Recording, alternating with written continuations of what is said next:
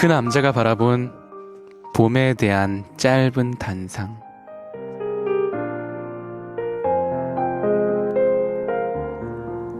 열 번도 20번도 아닌 30번씩이나 넘게 반복되면 자연스레 무덤덤하게 조용해질 법도 한데, 내 안의 감각들은 이맘때면 자연스레 나를 건드리고 설레어라 부추긴다.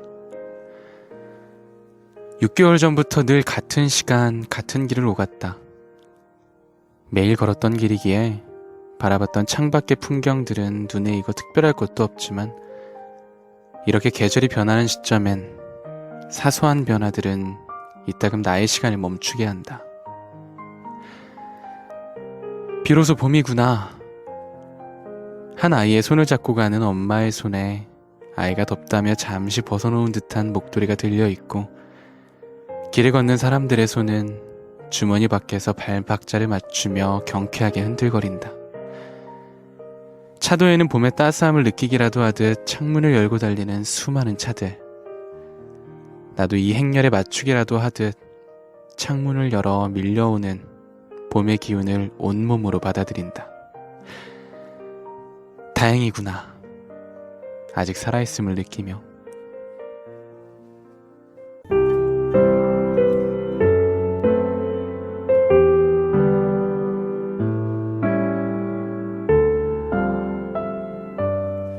그 남자가 바라본 짝에 대한 짧은 단상.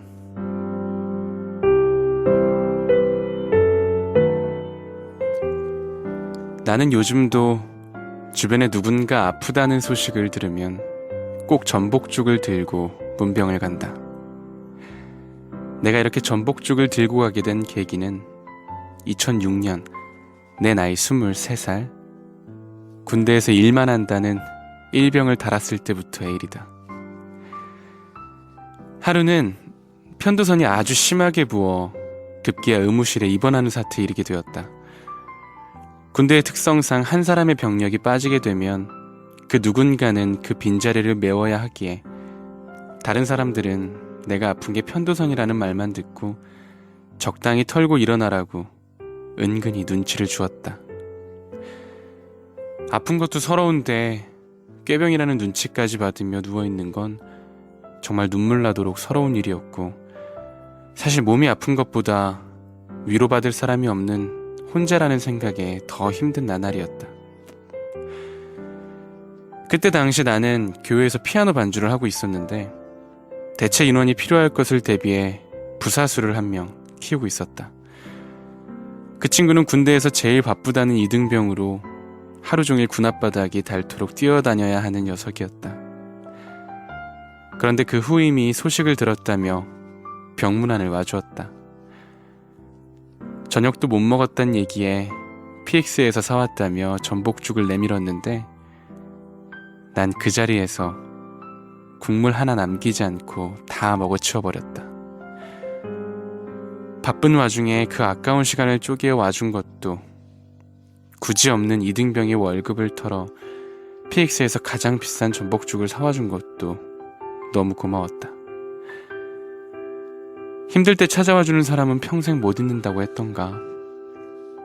그 이후로 그 친구가 심하게 알아놓은 적이 있었는데, 난 그 친구에게 매일 저녁 전복죽을 사다 바치곤 했다. 그런 우리의 모습을 보며 엉뚱한 농담을 던지는 사람들도 있었지만, 그 친구 지금은 결혼해서 잘 살고 있다.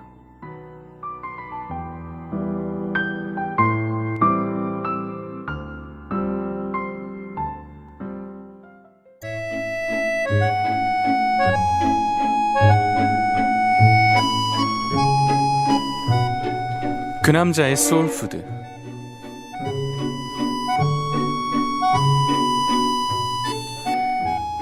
때론 사람보다 다른 것들이 더 나은 위로가 되어줄 때가 있다. 내가 호주에 있었을 때 토요일 아침이면 의식을 치르듯 근처 햄버거집을 찾았다. 한국에선 볼 수 없는 다양한 메뉴가 존재했는데, 난 늘상 주먹만한 스콘과 소이라떼를 주문했다. 따뜻하게 구운 빵 위에 사르르 버터를 발라서 먹던 그 맛은 한 주 동안 쌓인 고단함을 녹여주는 따뜻한 위로이자 작은 사치였다. 4불짜리 스콘이 얼마나 대단한 맛이라고 한국으로 돌아와 이곳저곳을 돌아다니며 그 맛을 찾아다녔지만 아무리 찾아도 그때의 그 맛은 다시 없었다. 상상으로 만들어낸 맛이었던가 하는 착각이 들 정도로 환상처럼 남아버렸다. 때론 나를 위로해주는 대상이 사람이 아니어도 괜찮다는 생각을 한다. 편안한 스니커즈, 나른한 햇살, 이불의 냄새. 언제나 주위에 있는 것들은 날 위로하는 듯 함께 해주고 있었다. 버터의 위로처럼.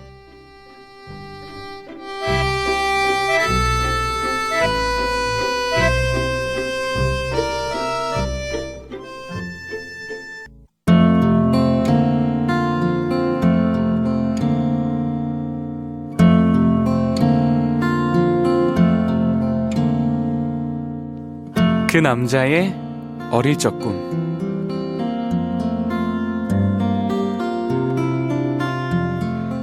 키가 작고 왜소했던 소년이었다. 겁도 많고 외로웠던 그 소년은 그 누구보다 높은 곳에서 날고 싶다는 꿈을 꾸었었다. 좁은 가슴을 활짝 펴고 드넓은 창공을 마음껏 누비고 다니는 한 마리의 새처럼 그렇게 세상을 가슴으로 안고 싶었다. 소녀는 하늘 위의 모든 것을 유심히 보았다.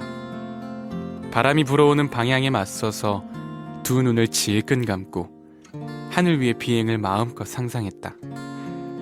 새의 몸짓을 따라 두 팔을 벌려 무거운 팔의 무게도 버텨냈고 바람을 깨닫기 위해 높은 언덕도 거센 비바람도 마다하지 않았다.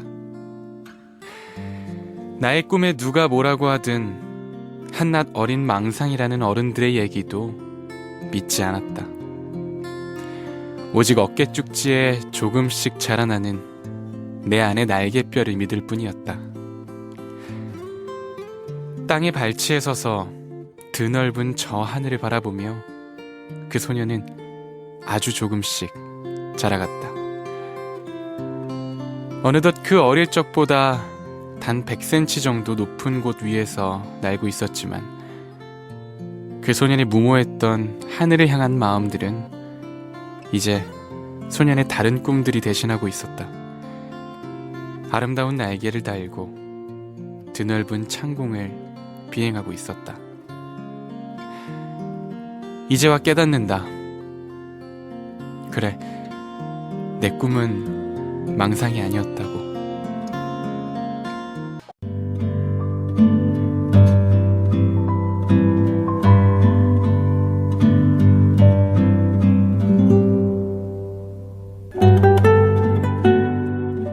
그 남자의 치명적 매력.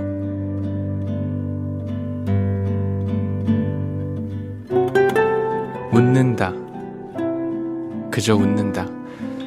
슬퍼도 웃고 썰렁한 농담에도 웃고 어색해도 웃고 달리 할 말이 없을 때에도 웃는다. 소중히 아끼던 물건을 빌려간 사람이 잃어버렸다며 전화할 때도 웃었고 믿었던 사람에게 배신을 당해도 웃어버렸다. 머리를 이상하게 잘라준 미용사 아주머니에게도 새로 산 신발을 몽땅 훔쳐간 도둑에게도 웃어버렸다. 주변의 모든 사람이 그건 절대 못할 거라고 말했을 때에도 괜찮다며 그저 웃어버렸고 현실에 지쳐 쓰디쓴 맛을 보고 있을 때에도 그냥 웃어버린다. 그러고 보니 태어날 때부터 웃는 얼굴이었다는데 웃는 건 타고난 것 같으니 이 정도면 매력이지 않을까?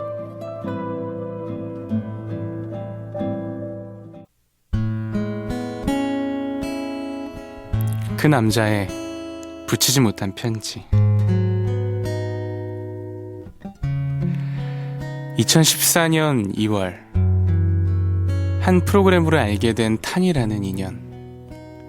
외롭고 힘들었던 시기에 나라는 존재만으로 이유 없이 사랑으로 다가와준 타니에게 붙이지 못한 편지를 노래에 담아 보냅니다.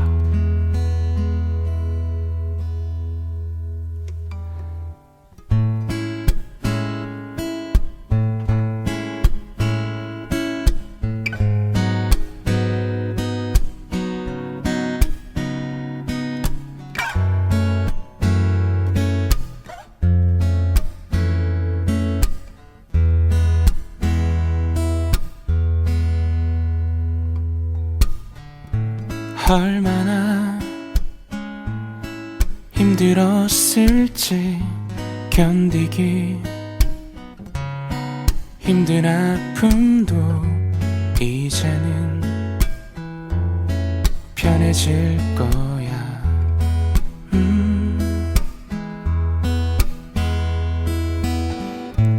말없이 흐린 눈물이 차가운 몸을 감싸고 난 이렇게 서 있다.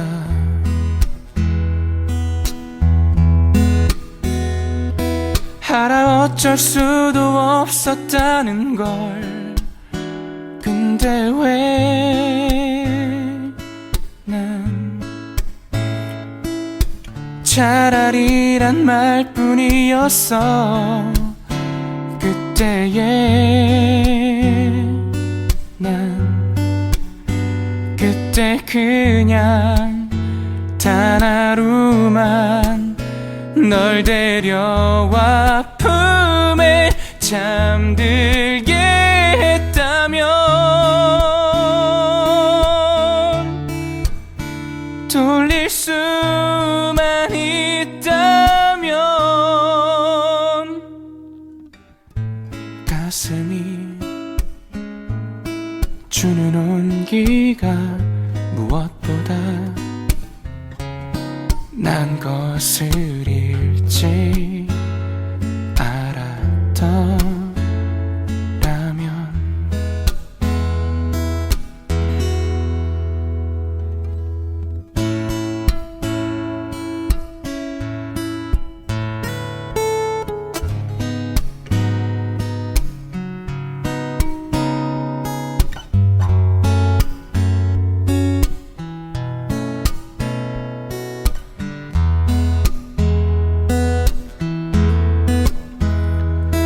나를 웃게 했던 너의 눈빛과 시간들이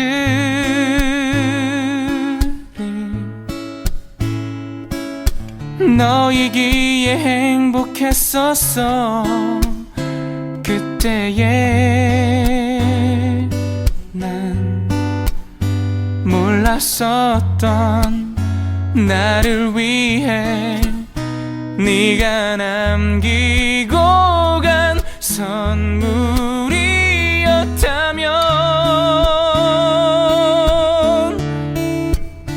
알게 해준 거라면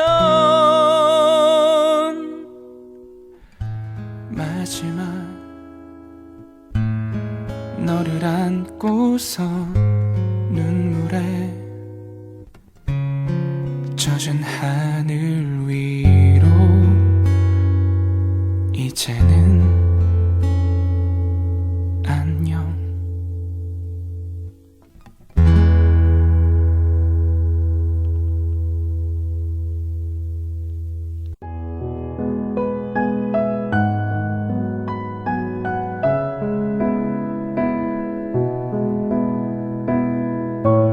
그 남자의 지갑 속에 담긴 이야기.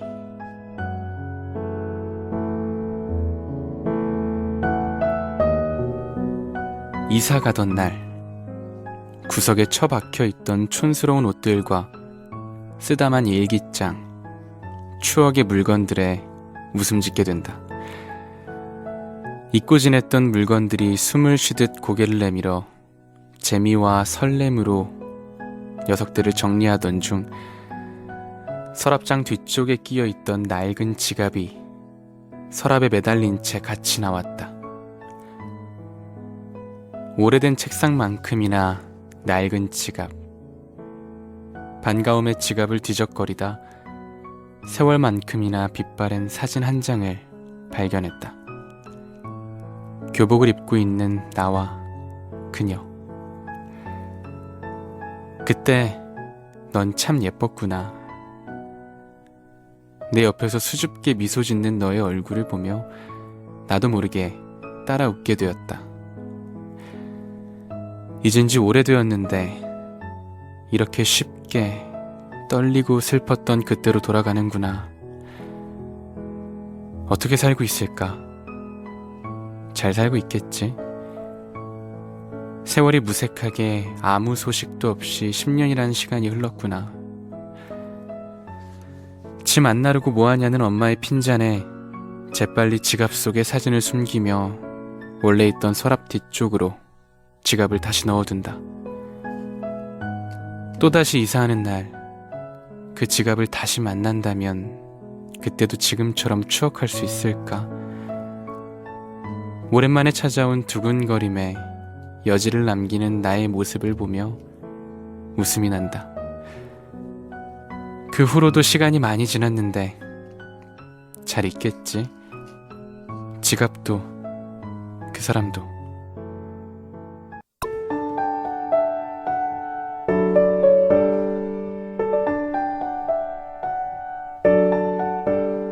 그 남자의 아주 특별한 숫자.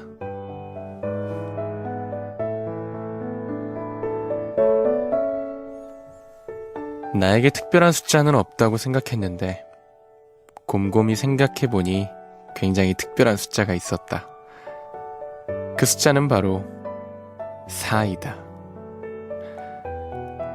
난 4개의 바퀴가 달린 차로 40분쯤 가면 사시사철 동안 4명의 제작진과 4시부터 방송을 하고 4천만 명이 듣는 사람들의 사연들로 사는 재미를 느끼는 사고 없는 방송을 하고 있는 지금은 4월. 사실 사비를 털어 늘 먹는 간식 때문에 4kg 쪘지만 마음만은 사뿐사뿐 가볍기만 하다. 퇴근할 땐 사거리에서 늘 막히지만 400회, 4,000회, 4만회까지 이 방송 계속하고 싶다. 사랑합니다.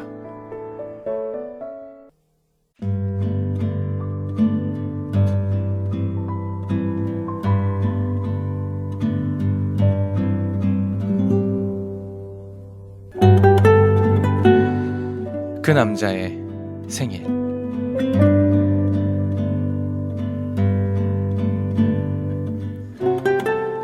2016년 1월 9일. 어젯밤 창문에 부딪히는 소리가 눈이었구나.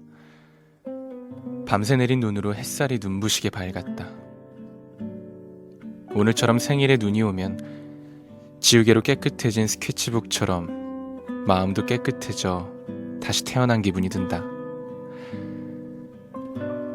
나만큼이나 눈을 좋아하는 소야도 눈 위에 발자국을 남기며 세상이 지 것인 양 이리저리 뛰어다닌다.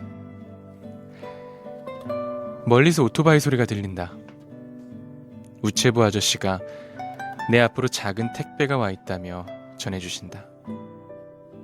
생일에 받는 첫 선물. 뭘까? 이름도 적혀있지 않은 걸로 보아 깜짝 선물 같은데 두근거리는 마음으로 선물을 열어본다. 상자에 비해 안에 있는 내용물은 달랑 편지 한 통. 역시나 편지에는 이름이 적혀있지 않다. 편지 속에는 달랑 주소 하나. 내용도 없는 주소만 적힌 쪽지를 도대체 왜 보낸 걸까? 누군가의 장난인가 싶어 대충 구석에 던져놨는데 하루 종일 그 주소가 머릿속에서 지워지질 않는다. 믿져야 본전인데 가볼까? 도착한 곳은 태어나 처음 가보는 곳이다. 낯선 곳이지만 왠지 익숙한 무언가가 느껴진다.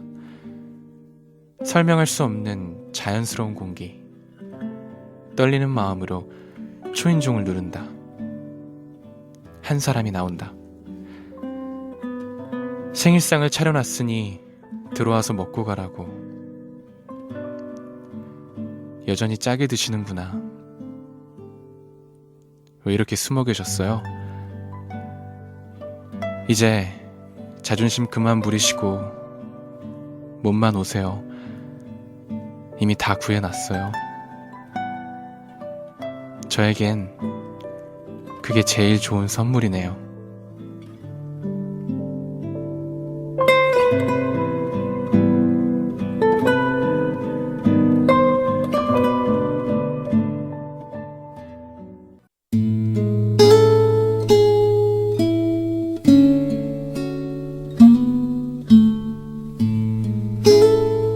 그 남자가 고른 주제, 노래.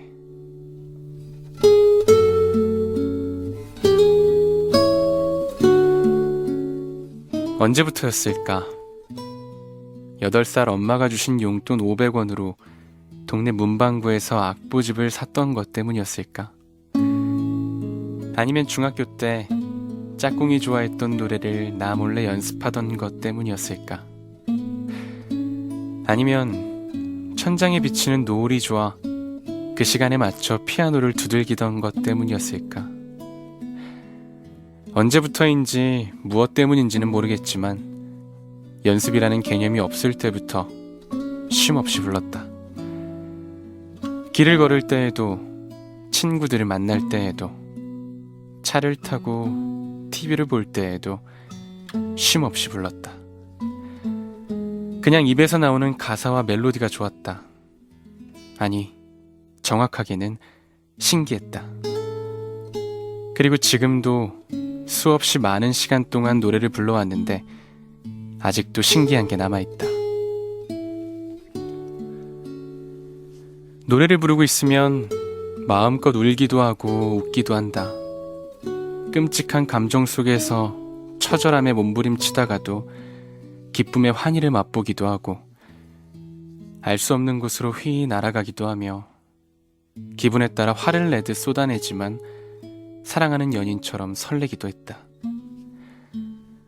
노래에는 숨이 있고 꿈틀거리는 생명이 있어서 살아온 모든 게 담겨져 나온다. 그래서 거짓이 없다. 생각해보면 노래는 단순한 공기의 진동일 뿐인데 도레미파 솔라시도에 미가 반음만 내려가도 슬퍼진다. 여전히 그 이유를 밝혀낸 사람이 없지만 다장주의 미가 반음이 플랫되면 슬퍼지는 느낌이 드는 건 갓 태어난 아이도 느낀다. 참 신기한 일이다. 이 신기한 노래로 많은 사람들이 웃었으면 좋겠고 따뜻했으면 좋겠고 위로받았으면 좋겠다.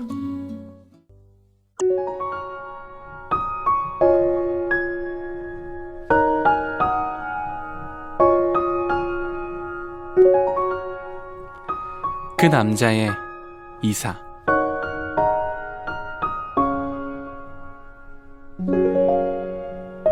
어머니가 살던 집이 여간 마음에 들지 않았다.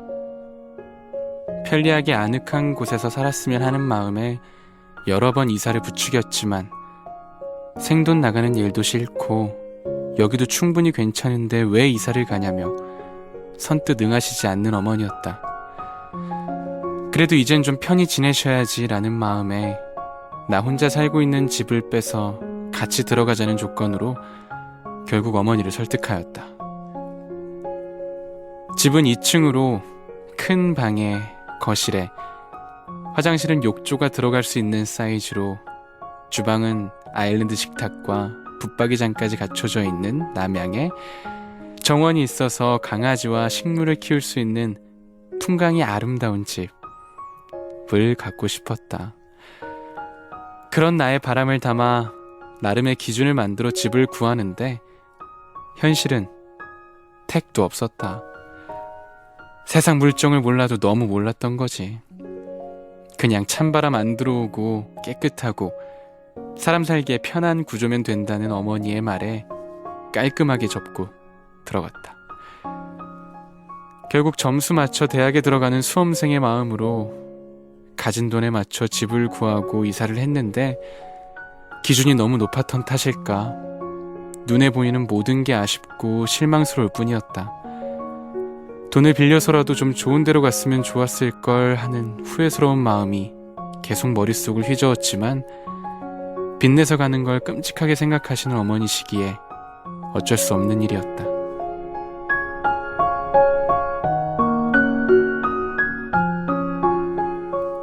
절대 정이 안 붙을 줄 알았는데 참 신기하게도 어질러진 이삿짐이 하나둘 정리가 되고 벽지가 바뀌고 가구까지 새로이 들어오면서 집은 차츰차츰 그럴싸하게 바뀌어갔다.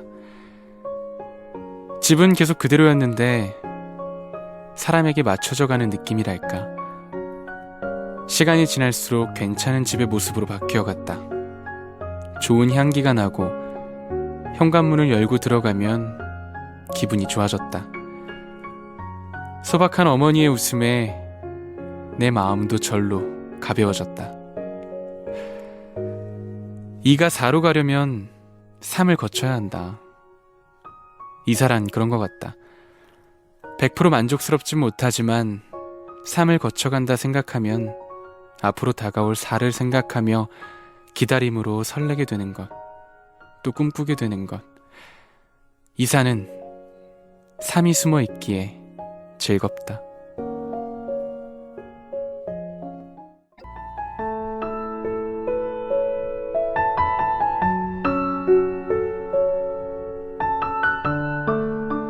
그 남자의 색.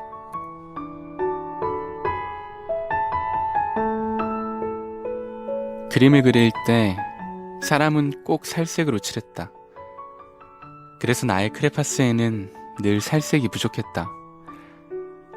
살색이 없어서 노란색으로 칠하는 날에는 뭔가 개운하지 않고 그림을 망쳤다고 생각했었다.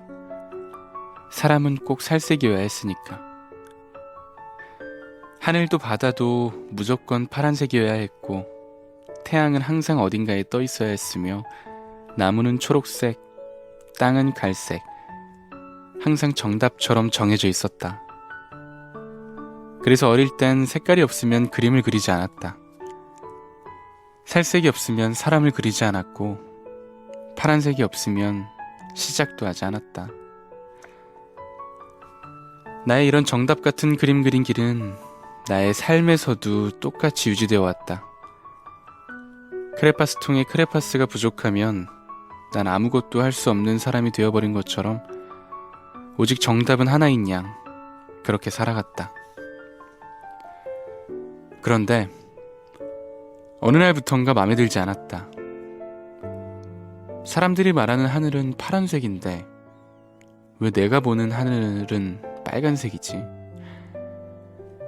그냥 내 맘대로 손이 가는 대로 그림을 그리기 시작했다. 옆에 있는 사람들이 그건 아니지 라고 핀잔을 줘도 그다지 신경 쓰지 않았다. 괜찮아. 그냥 좋으면 됐지 뭐.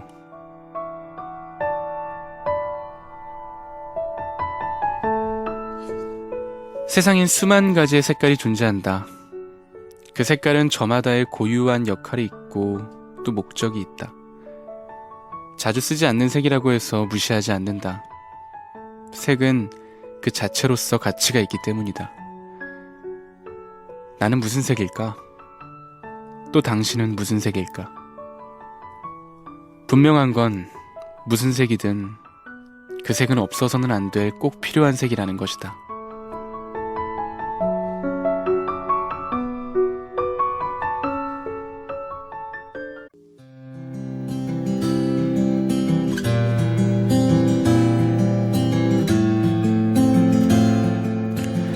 그 남자의 아주 특별한 여행.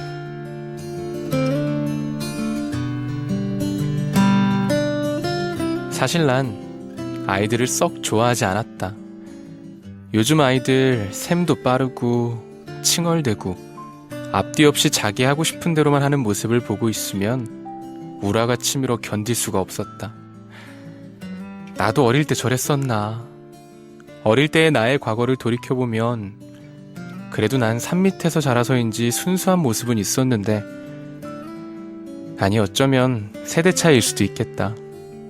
요즘 아이들을 이해하지 못하는 고지식한 어른이랄까. 이렇게 아이들을 꺼려하던 나에게 생각에 큰 전환점이 되어준 사건이 있었으니 그것은 바로 2009년 여름 네팔로 여행을 갔었을 때였다. 높은 습도 때문에 땀은 끊임없이 흘렀고 3분의 2밖에 되지 않는 공기에 조금만 걸어도 금방 숨이 차고 오래된 연식의 차들 때문에 도시는 매연으로 가득했으며 물이 귀에 제대로 씻지도 못하는 상황이었는데 그럼에도 그곳에 다시 가고 싶다는 생각이 드는 건 딱 두 가지 이유에서다. 하나는 고개가 빳빳해질 정도로 높고 웅장한 히말라야 산맥 때문이고 또 하나는 티 없이 맑은 아이들의 눈빛 때문이다. 네팔 아이들의 눈빛을 보고 있으면 아, 인간은 본래 선한 존재구나 라는 생각이 절로 든다. 또 반대로 거울에 비친 내 눈을 자꾸 들여다보게 된다. 난 지금 어떤 사람인가를 확인하는 것처럼.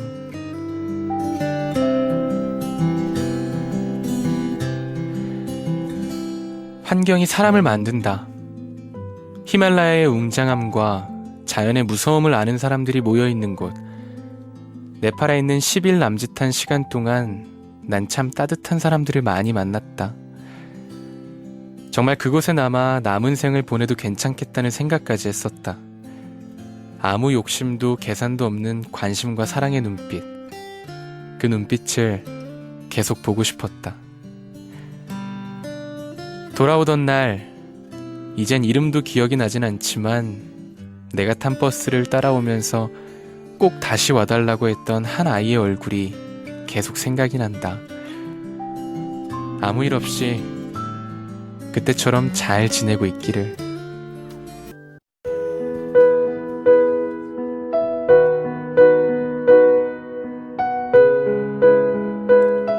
그 남자의 6월.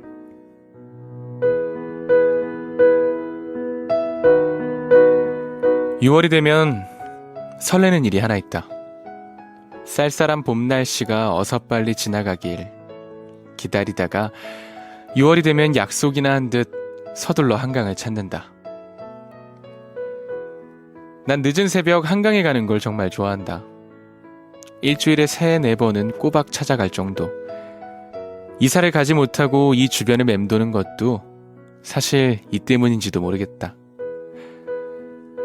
답답한 일이 있을 때, 마음이 지치고 어려울 때, 아무도 없는 새벽 시간에 이어폰 하나와 커피 한 잔 들고 한강을 찾아가면 고요함과 평화로움의 위로가 그곳에 있다. 속상한 일은 다 털어놓으라고 하지만 그곳에 가면 굳이 말하지 않아도 스치는 바람과 물에 반사되는 야경, 늘 제자리인 하늘의 달과 별이 내 가슴을 한 번씩 쓸어내려준다. 시끄럽기만 한 도심 속에서 수많은 사람들의 말 속에서 도망친 기분이다. 이런 우주 같은 고요함과 어디론가 벗어난 것 같은 해방감을 느끼다 보면 사는 거 참 별거 아니구나 웃음 짓게 된다. 하루하루 정확히 자기 몫을 다 해내며 그 자리를 지켜주는 달도, 물도, 바람도, 나무도 너무나도 훌륭하게 딱 자기 몫을 다해주고 있는데 난 내가 가진 걸 넘어서 무슨 욕심을 부리고 있나 이내 차분해지게 된다. 그래서 6월이 되면 고민의 무게가 좀 덜어내지는 것 같다.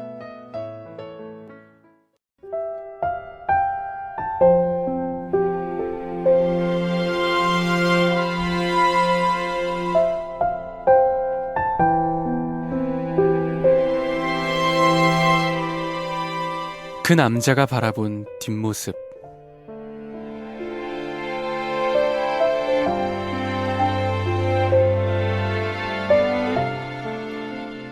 한 번도 유심히 본 적은 없다고 생각했다. 늘 앞에서 맞이했고 늘 왼쪽에서 걸었으니 내 기억 속 너의 뒷모습은 없다 생각했었다. 그런데 너와 헤어진 그날부터 거리엔 너에 대한 흔적들로 가득했다.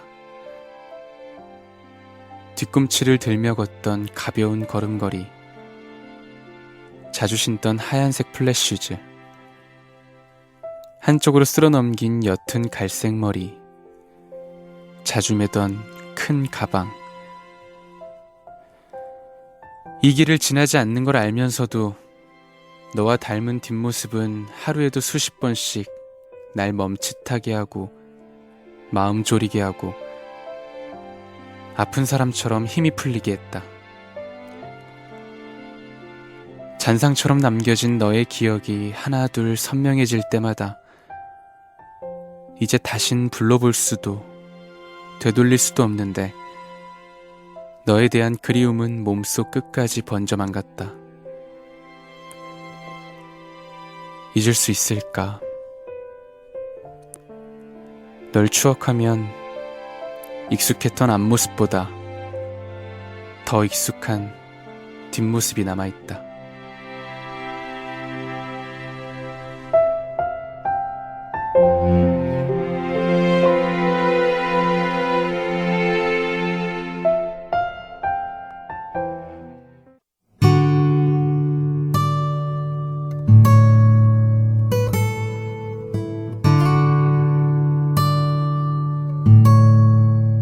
그 남자의 슬럼프.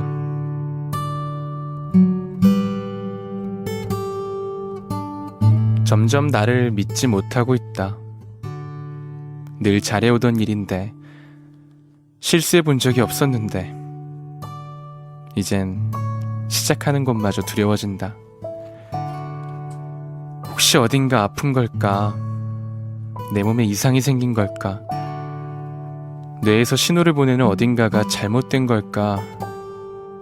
차라리 이상이 있어 그런 거라고 적당한 이유라도 찾으려 온몸을 구석구석 살펴보지만 달라진 건 아무것도 없었다. 왜 하필 중요한 이때에 왜 신은 인간에게 슬럼프라는 걸 만들어서 잘 해내고 있는 사람을 멈추게 하는가? 덧없이 하늘만 바라보다 애꿎은 비탄에 잠긴다. 그러다 문득 주위를 둘러보니 세상은 온통 삐걱이는 것 투성이었다. 오래된 나무 의자도, 피아노 페달에서도, 계단을 오르는 어르신의 무릎도,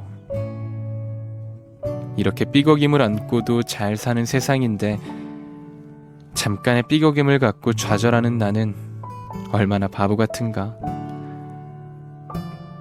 한동안 저려왔던 어깨가 좀 가벼워지는 것 같다. 그래, 좀 쉬어야겠다. 별일 아닌 듯 웃어 넘기면 그냥 지나가는 일인 것을.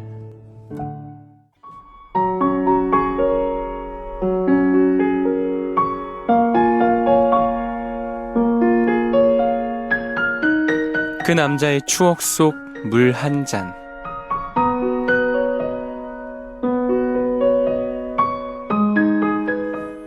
어릴 때 나는 주말마다 20리터나 되는 물통을 들고 약수터를 찾아가곤 했다.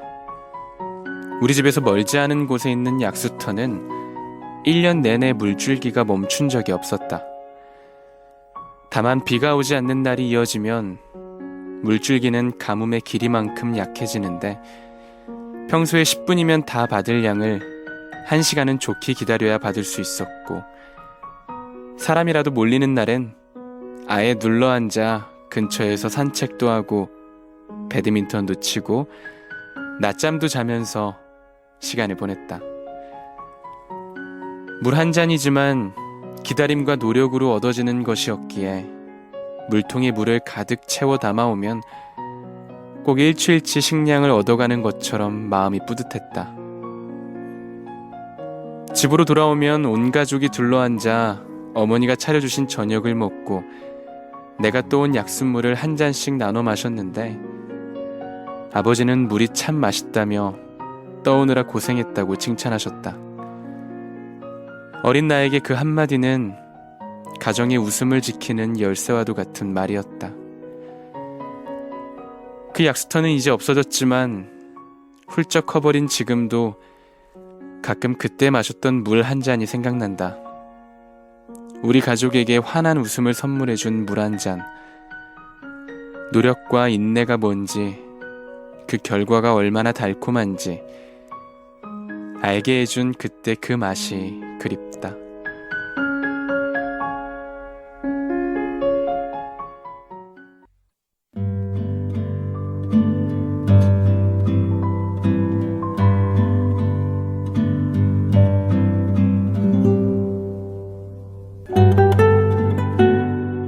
그 남자의 새해 다짐.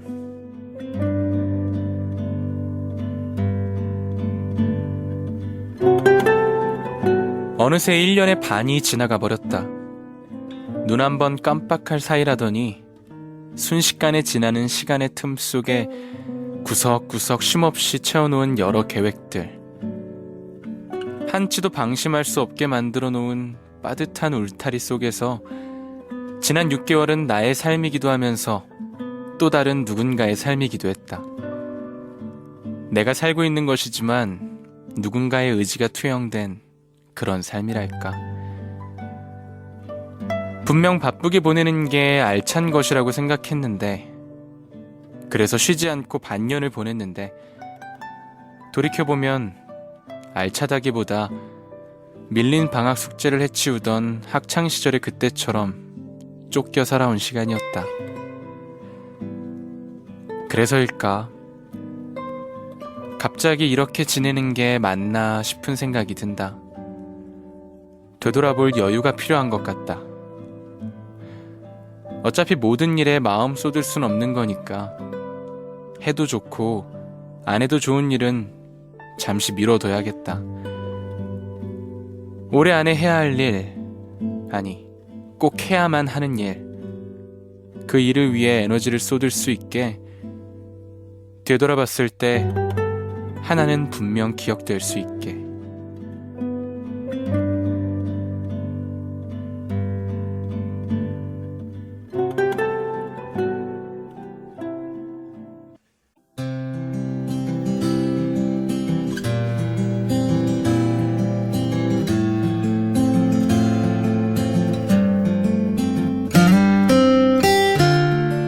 그 남자의 여름.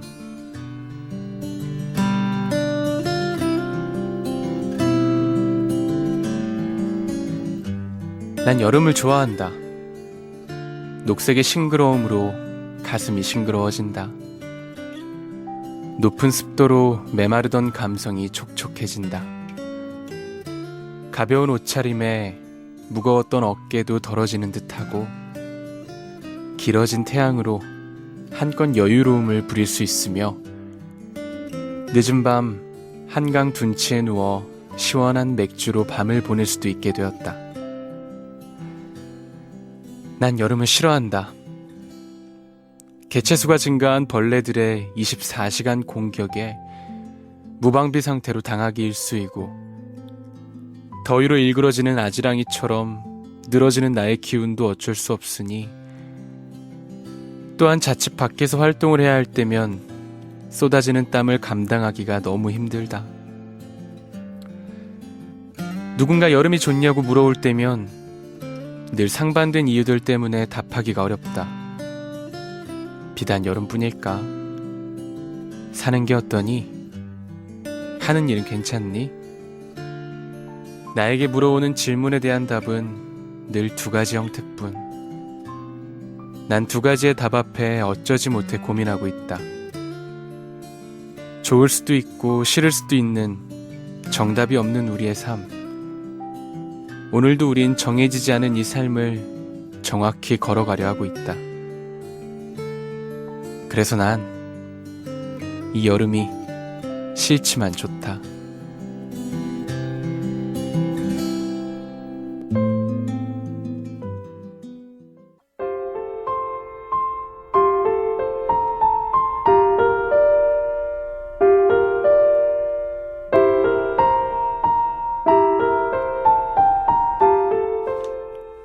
그 남자의 낡은 서랍 속 음악.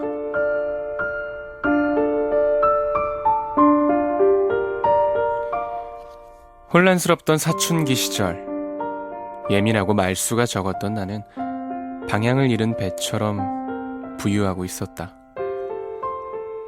그러던 어느 날 학교를 마치고 집으로 오는 길, 새로 생긴 피아노 학원 창문에서 낯익은 소리가 들려왔다. 아드렛들을 위한 발라드.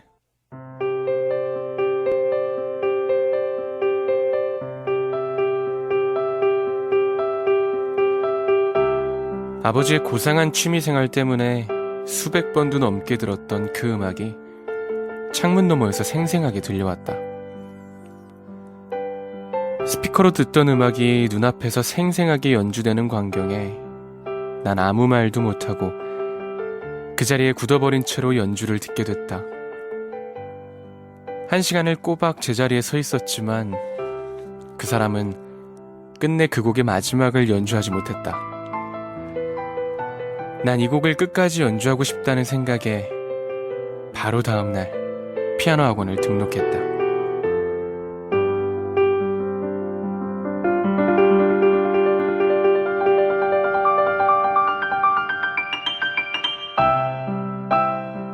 음악은 들을 때와 연주할 때 느껴지는 전율이 다르다.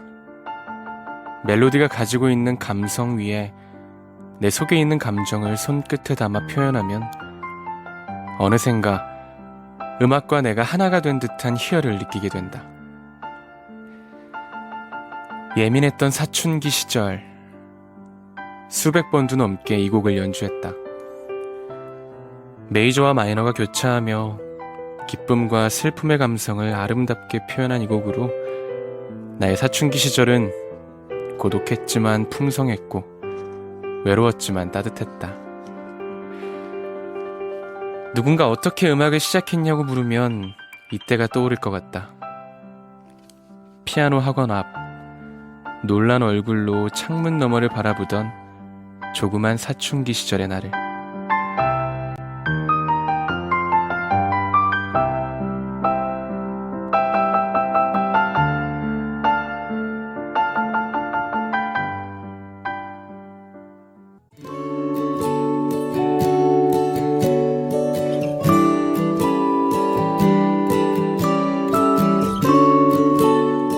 그 남자의 휴가에 대한 단상.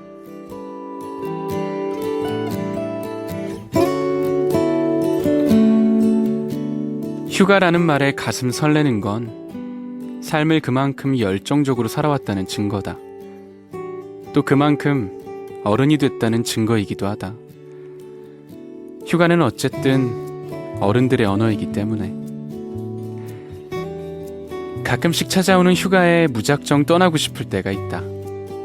아무도 모르는 곳에서 낯선 이방인으로서의 삶을 꿈꾸는 것이다.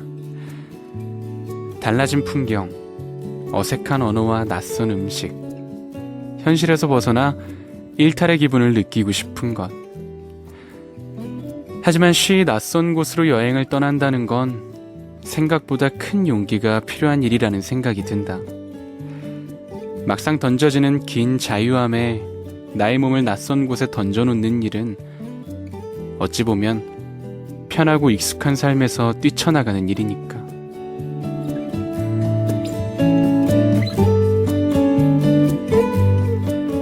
여행은 사람을 닮았다. 여행을 통해 그 사람의 성격을 고스란히 알게 된다. 나같이 원체 정해진 걸 기피하는 성격은 보통 궁금해하는 유명 여행지 같은 건 도통 관심이 없고, 지도를 보며 야, 여기가 좋겠다, 야, 저기 맛있어 보여 하는 식으로 여행지의 코스를 즉흥으로 바꾸거나 정해버리기 일쑤이다. 이런 의외성과 즉흥성 때문에 뜻하지 못했던 추억도 생기지만 반대로 고생하는 경우도 허다하다.